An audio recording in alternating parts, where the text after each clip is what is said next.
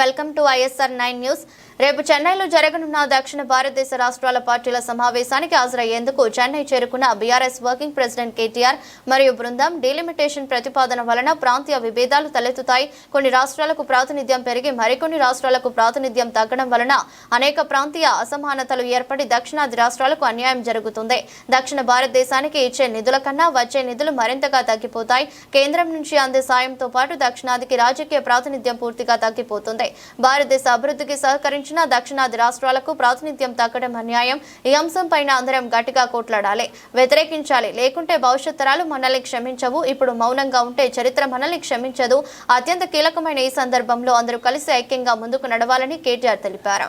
Delimitation గురించి రేపు అఖిలపక్ష సమావేశం ఏదైతే తమిళనాడు ముఖ్యమంత్రి గారు ప్రతిపాదించారో ఆ విషయంలో ఈరోజు మా పార్టీ తరఫున ఖచ్చితంగా ఈ ప్రతిపాదనను వ్యతిరేకిస్తూ మరి తెలంగాణకు రేపు రాబోయే రోజుల్లో జరగబోయే నష్టం ప్రాతినిధ్యం తగ్గడమే కాదు, ఎంపీల సంఖ్య తగ్గడమే కాదు, భవిష్యత్తులో భారతదేశ కేంద్ర ప్రభుత్వంలో కూడా మన పాత్ర తగ్గుతుంది. అదేవిధంగా మనకు వచ్చే నిధులు తగ్గుతాయి.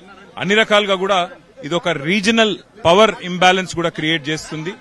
బాగా పనిచేసిన రాష్ట్రాలకి ఈ రకంగా నష్టం జరగడం అంటే భారతదేశంలో జనాభా నియంత్రణ పాటించిన రాష్ట్రాలకు ఈ రకంగా వారిని తగ్గించడం అంటే ఇది మంచిది కాదు. ఖచ్చితంగా ఇది అన్యాయం. అందుకే దీన్ని వ్యతిరేకిస్తూ రేపటి ఈ సమావేశంలో మేము కూడా పాల్గొంటా ఉన్నాము. తప్పకుండా మా వాయిస్ ని గట్టిగా వినిపిస్తాము. ఖచ్చితంగా ఇది భారతదేశ చరిత్రలో ఇది ఒక చాలా కీలకమైన సందర్భం. ఈ సందర్భంగా అందరం కూడా గట్టిగా మాట్లాడాల్సిందే, గట్టిగా తమ గొంతు విప్పాల్సిందే. లేకపోతే భవిష్యత్ తరాలు మనకు క్షమించవు. History will not forgive us if we remain silent now. This is a critical juncture.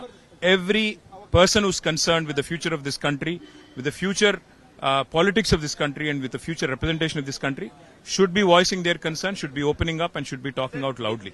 ఖచ్చితంగా ఇది జరుగుతున్న ఎక్సర్సైజ్ ఏదైతే ఉందో దీనివల్ల భారతదేశంలో రేపటి రోజున కొన్ని రాష్ట్రాలకు పూర్తి స్థాయిలో ప్రాతినిధ్యం తగ్గే ప్రమాదం ఉంది. ఇది ఒక రీజనల్ ఇంబ్యాలెన్స్ క్రియేట్ చేస్తుంది.